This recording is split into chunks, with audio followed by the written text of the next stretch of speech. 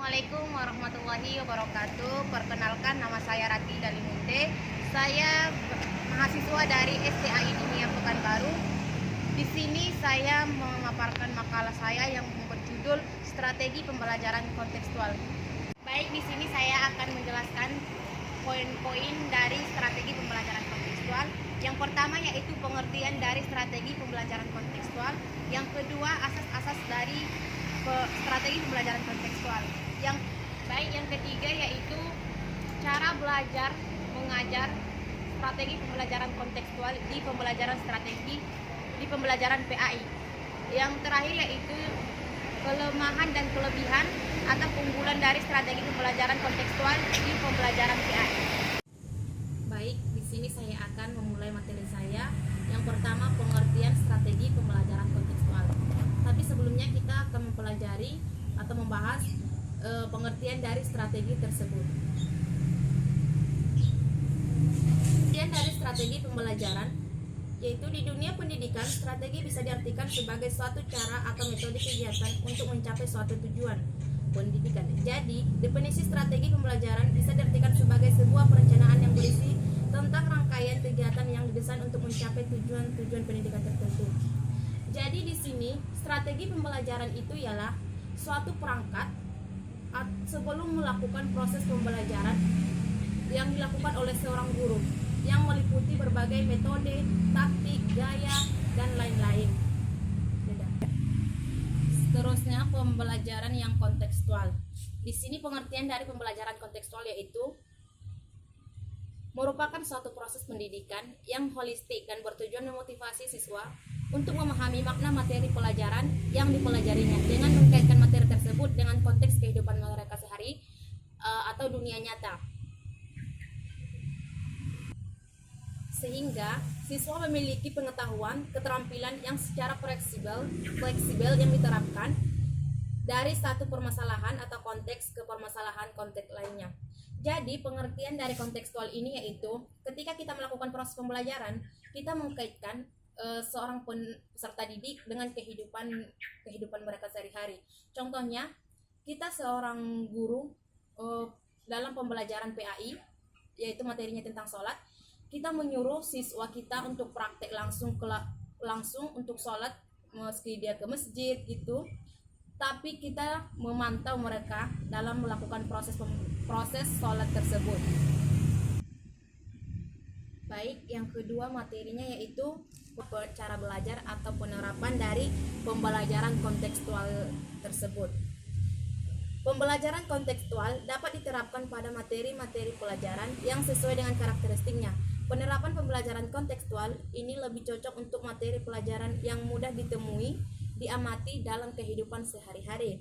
Pembelajaran kontekstual dapat juga diterapkan dalam materi pendidikan agama Islam PAI. Misalnya, contohnya tadi yaitu pembelajarannya PAI, materinya tentang sholat. Jadi dalam sholat ini dia perlu melakukan yang namanya langsung praktek, tetapi di dalam praktek tersebut tidak hanya dilakukan oleh seorang siswa saja, tetapi dipantau oleh seorang guru. Baik, seterusnya materi yang ketiga yaitu kelebihan dan kekurangan dari strategi pembelajaran kontekstual ini. Yang pertama kita membahas tentang kelebihan dari strategi pembelajaran kontekstual. Yang pertama yaitu memberikan kesempatan pada siswa untuk dapat maju terus sesuai dengan potensi yang dimiliki siswa sehingga sistem terlibat aktif dalam proses pembelajaran. Yang kedua, siswa dapat berpikir kritis dan kreatif dalam mengumpulkan data, memahami suatu isu dan memecahkan masalah yang guru dapat lebih. Yang ketiga, menyadarkan siswa tentang apa yang mereka pelajari. Yang keempat, memiliki informasi berdasarkan kebutuhan siswa, tidak ditentukan oleh seorang guru. Yang kelima, pembelajaran lebih menyenangkan dan tidak membosankan. Yang keenam, membantu siswa bekerja dengan efektif dalam berkelompok. Yang ketujuh atau yang terakhir dari kelebihan pembelajaran kontekstual ini yaitu terbentuk sikap kerja keras, kerjasama yang baik antara individu maupun kelompok. Baik, selanjutnya yaitu kelemahan dari strategi ini. Yang pertama yaitu